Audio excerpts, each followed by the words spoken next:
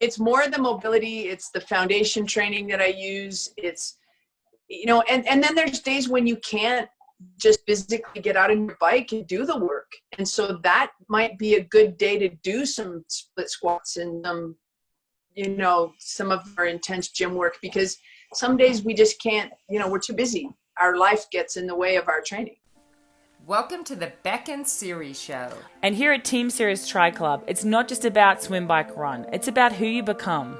On our show, we don't just talk to you about swimming, cycling and running. We talk about mindset. We talk about fearless authenticity and being your very best self. Hi there, Cam here from Team Sirius. This week on the show, we've got Erin Carson, strength and conditioning coach, professional triathletes like Marinda Carfrae and Tim O'Donnell. You can learn more about Erin on her website, ecfitstrength.com. Quick apology for some of the audio quality at the beginning, but it does get better, so it's definitely worth listening all the way through. All right, here I am. Okay, so let's get this started. First of all, I want to say thank you, Erin, for being here today, for your time. We truly appreciate it. And I think most of you know Erin, but for those of you who might not know who she is, she's one of the most amazing, greatest, knowledgeable endurance strength coaches that there is. She's based in Boulder, and she actually trains some of the best, Olympian athletes and world champ athletes. And she's a co-owner in Rally Sports, also in Boulder. So if you guys are ever around the area, definitely go check it out. And the other thing is Easy Fit. That's where you can find her workouts, which I think most of us do already. But if you haven't downloaded the app, I highly recommend it, just because from personal experience, since I started implementing the workouts that Erin has been giving, especially during these last couple months, like I've noticed the difference, and they are absolutely amazing. So, yay, welcome, Erin. Thanks, guys. Yay. Oh, you know what else? Can you hear me okay? Yeah, we can hear you. Okay, because I could get my AirPods too. Sometimes that works a little bit better. Yeah, so do you want to go ahead and share something before we begin with questions, or do you want to jump straight to the questions? Yeah, no, I'll say a little something. First of all, so happy to be here with all of you guys. Team Sirius, you guys are rock stars and such wonderful anchors with MC and with Beck and just so many blessings with Siri, healing and being cancer free, and what a wonderful week that is for sure, because I've known Siri for a long time. I don't know if you guys know this, but she worked at Rally Sport before she was famous, and she taught spinning for us and worked in a cafe.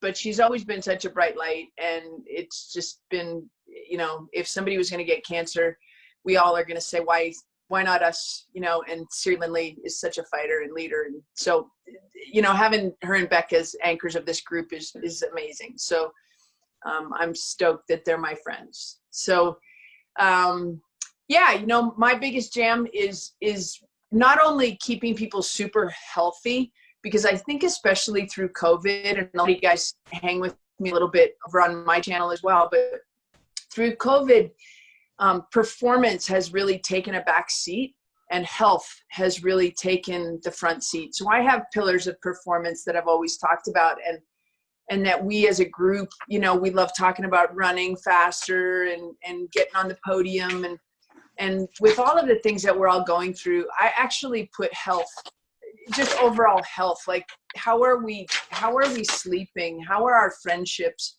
How is our overall journey going? And the strength and conditioning stuff, and the mobility and the stability and the flexibility and the tissue care and all of the things that I love to do professionally have really become really ingrained in this overlying theme of happiness and friendships and that kind of stuff. So I definitely want to talk about performance, and I want to talk about how I can help you guys have a great triathlon journey. But I know that you're kind of all with me on that feeling of what's really important. And somebody, the first question that I'll dig into, somebody asked me a question on the Facebook page. What are the pros doing during this time. And, you know, we have all experienced, and most of my athletes, I get to see in person, but a lot of them, they're at home. And, you know, Taylor Knibb should be in the Olympics tomorrow as a U.S. Olympian. Matt McElroy should have done his race today in Tokyo. Tio and Rinny should be definitely leaving right about now to head to Kansas for their training camp leading into I'm training a couple of athletes via Zoom in South Africa, and they're stuck in South Africa, and they should be in Boulder at their training camp here. And that's Kyle Buckingham and Natia Van Heerden. And, you know, I just think that the pros right now, although they're professional athletes, they're dealing with a lot of sadness and of loss, just like a lot of us.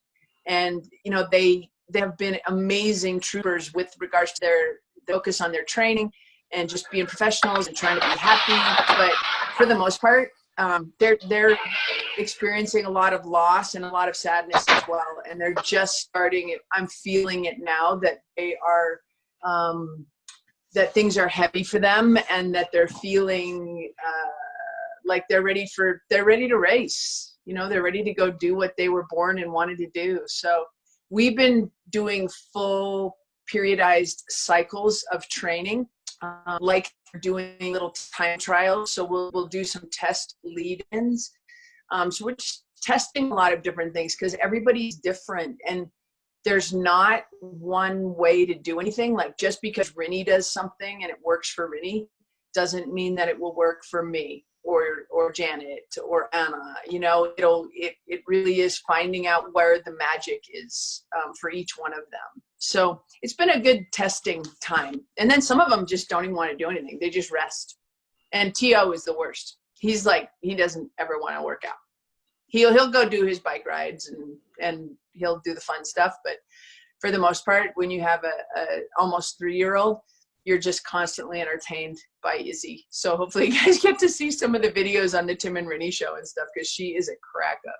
I mean, honestly, I feel like that's motivating, knowing that he's like a world champion and he's still like, it's like, nah, whatever, I don't want to do this workout. Yeah. So it is quite motivating. So thank you for sharing that. I love it. So I really think some of the most valuable things we can do right now is elongate our careers by resting and learning what rest is really about and healing. The other thing is, none of my athletes are injured right now. You know, they all feel just revved up and ready to go. It's really been an amazing period where you start to figure out that all of the training and the traveling and the lack of nutrition and the lack of sleep that goes along all of this in their profession, and even for us to an extent, you know, those of you that sometimes travel for work and you're not traveling right now. So, you know, your hydration's better, your sleep is better. Hopefully you're really taking care of those and feeling healthy. Yeah, I totally agree. Thank you so much for sharing that. I think it's good to know that, you know, even like professional athletes, like we might think that it's easier for them, but I think like it's the other way around, because this is their profession. So I do feel like it's important to know, you know, how they're handling this, because it just gives us some hope and better understanding on what things we can be focusing on. And I actually went ahead and wrote all the questions, so I can just read them to you, so you don't have to. The Facebook. Let's do it. So one of the other question is, what equipment do you recommend a triathlete have at home for strength training? Well, the classic answer is it depends. You first need to figure out what you need. And I know that you have a tremendous amount of really deep athletic background. It really does depend. And I would be happy to do a little bit of an evaluation for everybody. So I'll go through really quick.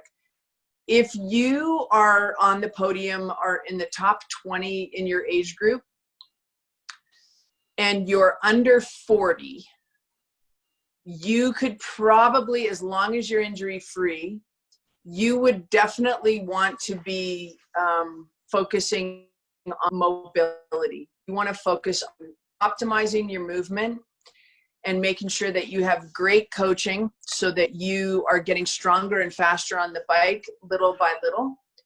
But my job for a top 20 performer is typically to help you move better. So I have categories in the on-demand app that are lift programs and strength programs.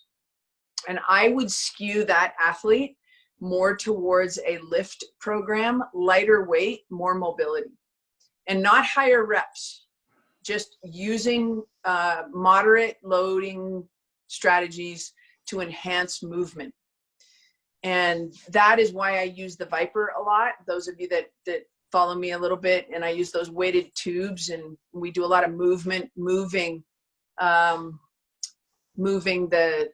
the load into landings, and it's more of a springy kind of strategy around strength.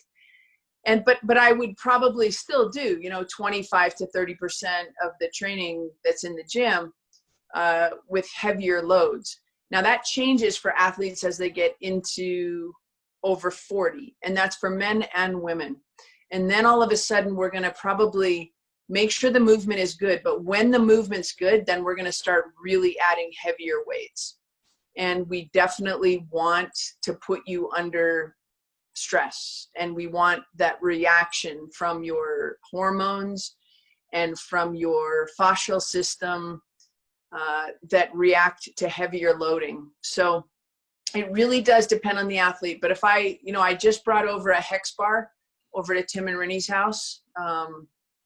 They're both in that 40, just under 40. T.O. turns 40 on October 1st. So they're getting into that place where we need heavier weights and a higher percentage of their gym stuff. So I love it. I would really suggest that everybody have a hex bar for deadlifting, for lifting heavy things in a really safe way. And I would also suggest that if you live in the United States or North America, you can get Viper Pro, and I can give you a discount on a Viper, because that's a great way to do some loaded movement training. I like kettlebells because they're easier to move around than dumbbells. So you don't need I don't do a lot of swings with my athletes, but we do some. And I think everyone should know how to do a kettlebell swing in a good, safe way. But you can also use those for external load. So I would go for some kettlebells, consider a Viper or two, and definitely a hex bar. Okay. So, and then mini bands. I'm really down with the mini bands. Who would you recommend a lot of weights? Like, which athlete would you say, this athlete, I would recommend that they focus more on lifting a lot compared to what you just said with like lighter weights? Like, what's the difference? Well, it's how you lift the lighter weights. So when you're going to use moderate light loading, we're going to use it to enhance mobility, not to do a bunch of bicep curls. Does that make sense? Yeah. So we're going to move those weights around. Everyone needs to lift heavy weights. Everyone needs to be strong. It's just a matter of what percentage of the time that you spend lifting is spent lifting heavy weights. But 100% athletes lift heavy load. Okay, yeah, yeah, answer is 100%. 100%. Everyone has to lift heavy weights. Now, within that same question, like, how do you know how heavy is too heavy? Like, how do you know, okay, this is the right weight I should be using? Maybe I need to do more, or maybe I need to do less. Can everybody see, like, give me a thumbs up if you know who Stacy Sims is. Okay, good. If Stacy Sims says everyone should be lifting heavy weights, I agree. I'm just super excited to be forming a partnership with her to be able to deliver her strength programs. And what she just described to me, and she's one of the smartest women on the planet in my world, she said, the acute training variable for muscle hypertrophy, for developing and building muscle, is 8 to 12 repetitions for 85 to 90% of your 1 rep max. I sent that to Stacy as an acute training variable, and she responded, not heavy enough. So here's the answer, according to one of the smartest people I know. If you can barely do the 8th rep, it's the right weight. And where I push back a little bit with Stacy is that when she says something like that to all of us, it's very likely that a lot of people will go out tomorrow and do that. And that is dangerous. You need to have a lead up of mobility before you start adding that kind of intensity into your lifting. So we talked about a 3-phase program and perhaps high impact, and it will probably take, it would take me 4 to 8 weeks to get you to the point where I felt safe putting you under that kind of load. And it's because you're an athlete. It's because you're a performance athlete. You're not just somebody who's trying to walk your dog around the block and have a nice relationship with your husband and go to Hawaii once a year. You know, you guys are going to get on your bicycles. You're going to run on the treadmills. You're going to go swim hard. And therefore, you can't afford to make a mistake in the weight room. You need to make sure that your tissue is really ready. And when you take the time to do that, guys, that's when the magic really happens. If you can just adhere to this journey, that this is always going to be part of your life, you will age better, you will perform at a higher level, and it might take a little bit longer, but I'll tell you that patience will be magic. I love it. And I love that you were so specific with saying that you don't want to go live that tomorrow, because I feel like that's what a lot of people, like, even I guess years back, that's what I would have done. I would have been like, okay, I'm going to go lift super heavy. But I've learned my lesson with strength training, that you have to, it's just like training. Like, it's not like you're going to go run super fast if you're not like trained to do that. So I feel like you could cripple yourself, right? I could say, hey, let's go out and run the fastest mile you could run. And if you did that, you might not be able to walk for a week. So here is a question from Vanessa. She's saying, hi, Erin. How many times a week would you need to do really heavy weights if you're older and need to prevent age-related muscle loss? So if we talk in 2 languages, right? Lift is moderate and strength is heavy. I would suggest, you know, it kind of depends, but I know if you do it more. So I'm over 50. And so if you're over 50, it's 1.5 heavy sessions a week, because you have to give yourself time to recover. And, you know, you can't go, and we also talk about a 2-week build. This was another thing that Stacy Sims and I were speaking about. I'm usually build back, and she's having this discussion with over, if you're kind of menopausal, sorry, Chris, you know, then you're going to go probably build back. So it really is specific to who you are and how long you've been strength training. But if you feel like you can go out and bang out a tempo effort and hit your watts and do your job, and really produce the kind of force that your coaches are looking for, then you got to figure out how often. But if you're under 50, I'm going to go for 2, and then 2 strong workouts, 2 heavy workouts when you're in that phase. Your coach will also have you in a phase in a periodized program where they're building you up and then they bring you back.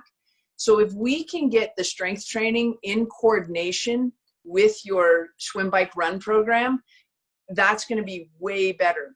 So I remember when we first started having this conversation and strength coaches started becoming interesting, and everybody was doing gym on the off days.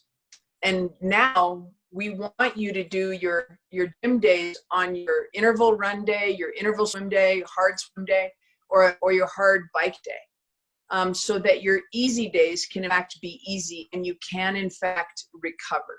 So I would like to see everybody except Chris, because it looks like a beefcake, do heavy weights at least twice a week, maybe 1.5 if you're a little bit older. If you're younger, you might even go. My cutoff time for athletes who are training for racing is 30 to 40 minutes in the gym. So I think you just answered the other question that was asked, because they were asking about tips for strength training for perimenopause and postmenopause. Lifting heavy and plyometrics is key for hormonal balance and support, per the incredible Dr. Sims. Yep. When do you recommend timing of these sessions? Immediately before, after the swim, bike, run, on off days? Not on off days for sure. You know, Stacy likes them before, and I'm down with that. But I also, it takes me sometimes 20 minutes to get somebody ready to do plyometric. It takes me sometimes 20 minutes to get somebody ready to go under heavy load. And not everybody has that time. I think the reality is, you know, if you just got to get, and I do what you guys do, right? I work full time. I've got the dog I need to take care of. I don't have children at least, but it's one of those things that you only have so much time. So if I go and I can do a quick hit warm up, so I've got a bunch of little warm ups that I do like that take 5 to 8 minutes to make it so that I don't have to run 20 minutes before I can do my intervals. You know, it's really, the warm up is massively important. And so I know Dr. Sims, I know Stacy likes him before you train. And I will tell you that you will feel better if you lift some heavy weights at low volume, high weight before you go do a hard session. I don't think you're going to lose either way. I don't really think the problem with either way. So it would be like a personal thing, I would say. You get the work done. And I know that a lot of my pros have started shortening their runs or shortening their cycles and their swim, bike, run time to make sure they do not miss their gym session. So, you know, I see that from the highest performances in the world. You know, do you really need to run an extra 10 minutes in zone 2 or easy? Or would you be better served lifting some weights for 10 minutes? Yeah, I totally agree. And that's something that I've been doing, especially with older athletes that I have. Like I will have them do strength first. And then instead of doing like a 20-minute warm up, I'll just do like 5 minutes because they're already warm. And then I'll have them do the workout. And I mean, the way I think I'd rather cut the workout a little short for the cardio, but ensure that, especially if you're like over 40, that you're really getting that strength. Because I feel like most people is the first thing that they'll like forget about. So I've been doing I think that's super smart, coach. I really do. So I mean, let's see how that goes. But so one of the other questions, and especially because on our team we do a lot of sports specific strength. So what I mean by that is like when we swim, we use paddles, we use band, we do a lot of hill running, and on the bike we do a lot of big gear work. What would you say is the difference between doing that type of strength within the workouts compared to working out, you know, at the gym or lifting weights?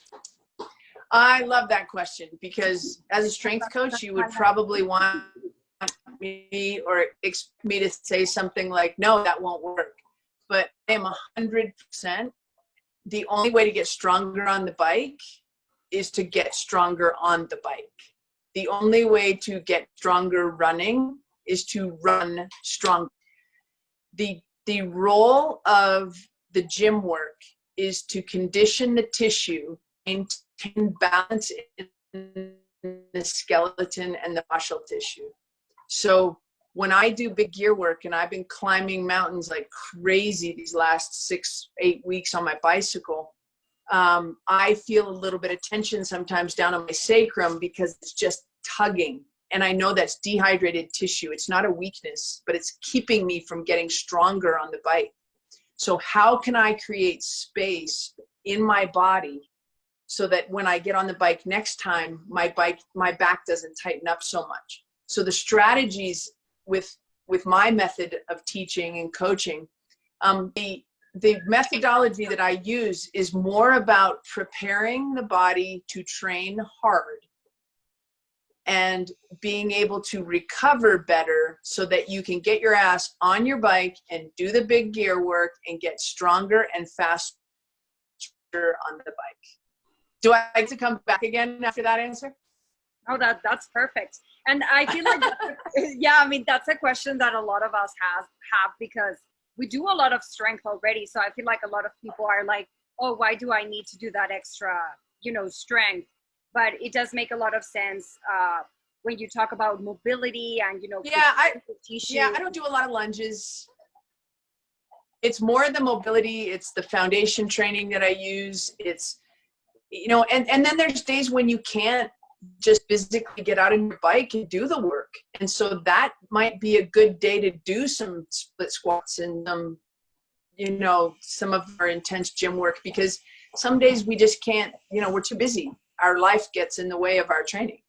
And so that might be a good decision on a day to supplement that you want to keep hitting that quad harder. But I'll tell you what, you ride your bike with big gear for 6 hours a week or something like that, just to get the work done and prepare yourself to train in a really, really good way. You don't need a lot of deadlifting if you're riding your bike like that, but then you get into race time and not everybody, rides and races with a low cadence. Some of us race with a higher cadence. So then we can shift the song and the dance that's happening in our systems so that fast and slow, we can play off of each other. Because when I start getting close to a race, a lot of things start getting faster. So my time in the strength in the weight room can maybe go slower. You know what I mean? Like there's different vibrations to your fascial system, to your nervous system, to your where you can fill up one cup and leave, there's still room in another cup. So if I fill that cup up, I can actually train a little harder without overwhelming that system. Okay, that makes sense. Thank you so much. So you would say that if you have a very hard week of strength, like if you had a lot of big gear work, a lot of paddle work, and like hill runs, you would try to take it a little bit easier on the strength, but still work on the mobility part of it. Yeah, like I'm gonna really focus on activating muscles on the other side of the body. So when you're doing a lot of paddle work, and you're pulling yourself through and you're working that front side of the body, you have to strengthen and activate the back side of the body so that this will open up. So one of the tenets of my training is to open up the front side of the body so that the back side can work.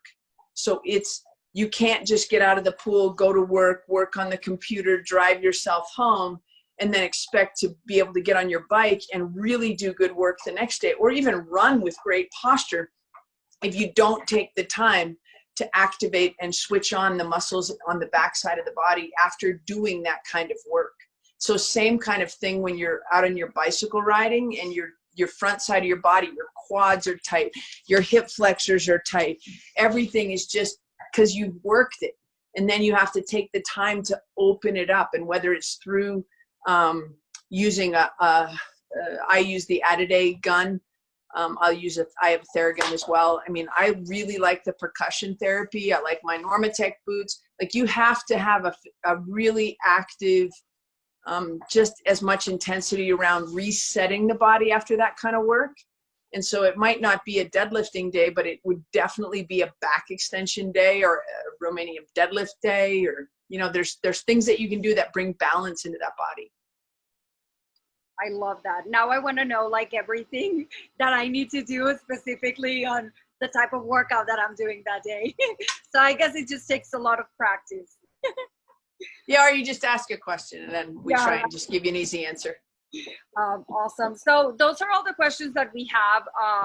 And I want to be respectful of your time. I don't know if there's anything else you want to share. I forgot to say something. Everyone, we invited you because they requested you. People were like, we want to have Erin. So I just want to let you know that. Mr. Trees, I was like, please. Thanks. I want to talk to Erin. She's like, I see her pretty much every week on the Facebook group, which if you don't mind, I would love to share that link on our group so that people can join. Oh yeah. And I will the Facebook group has been a hoot, and I lead a workout every Monday morning, and whether it's whatever time it is, you can always get on there. It's got a little dot now. You can punch a button on the Facebook group, the EC Fit private group. And it's open right now. I'm going to close it probably at the end of the summer and just have people kind of apply, whatever. So get in now, because I'm going to keep doing those Monday mornings, because they've been really good for me too. And I think that, you know, I'm on the same journey. I'm just a human being, just like you guys. And the consistency, the camaraderie, we have a lot of fun. We ask a lot of questions, and we just chat, you know. So I've committed to that Monday morning. My life has changed. You know, COVID has changed my life. I own a health club, and the government says health clubs are bad. Don't want to go to a health club. So we're definitely feeling that. And so my community is just getting bigger and more global, and people watch that Monday morning workout 24/7. Like, they're in Asia, they're in Abu Dhabi, they're in Poland.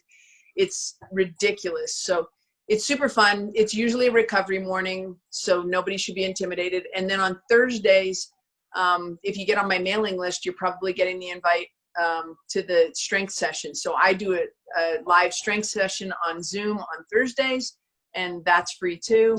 And then of course I've got all my little products, custom coaching via the EC Fit Programs app and on demand, so that you can just pretend that we're in the same room. You put me on your phone and I'll teach you a class. But there's so many fun ways to deliver it. But the most important thing is just make it a lifetime, make it a journey. And, you know, racing is awesome. We've all made great friends from racing, but it's really just about training and friendships and being healthy. And, you know, we unfortunately have way more perspective than we need right now on those topics. But I'm glad everybody's here today and looking good. Yeah. No. But no, if you want some predictions, here's some predictions. I think Timothy O'Donnell is going to win Kona next year. Yep.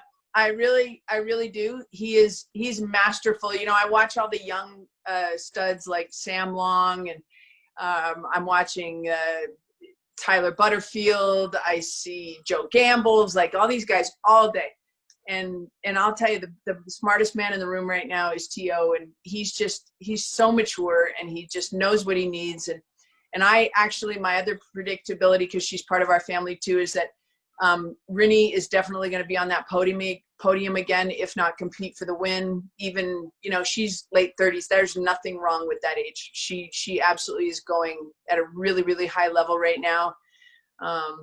So, and then we've got a lot of young ones. I'm training a lot of Olympians, and they are just so fast, and they are coming up and changing the game. So you guys, our sport is worth supporting. All these beautiful professional athletes, they need us. Buy their products, follow them on social media, do all the things that we can do to support them, just to really almost save our sport. And I also want to say, I think it's really, really important that we support and be loyal to Ironman. You know, Ironman, they've got my money too right now, you know, but they need our support. So many companies are in danger of going out of business, and just stay with them and stick with them. And I think that good things will come back from that. You know, I also think we'll see a lot more local races start to thrive again. And I don't think Ironman will do the same thing that they did by buying them all up. But they need our support, and just stay positive, because there's so much more that we can gain in our lives by staying positive. Even, you know, with this recent Garmin outage, and I was posting, you know, I'm with you, Garmin, you know, just hang in there, because if you've ever been hacked, you know, that is horrible. And people might be big companies, but they're just human beings doing what we're doing, just trying to stay positive and make it all work. So be a bright light in the world. You guys are Team Serious people, so you don't have an option. I don't think your coaches insist upon it. So I love it. Thank you so much for bringing that up, because I feel like you're absolutely right. And it's so easy to just like point the finger, but you don't realize that there's so many things going on other than just them canceling your race. Like, there's so many things that have to be taken into consideration. So I totally agree. So thank you so much for bringing that up. Yeah, just be a bright light, everybody. That's what we need to do.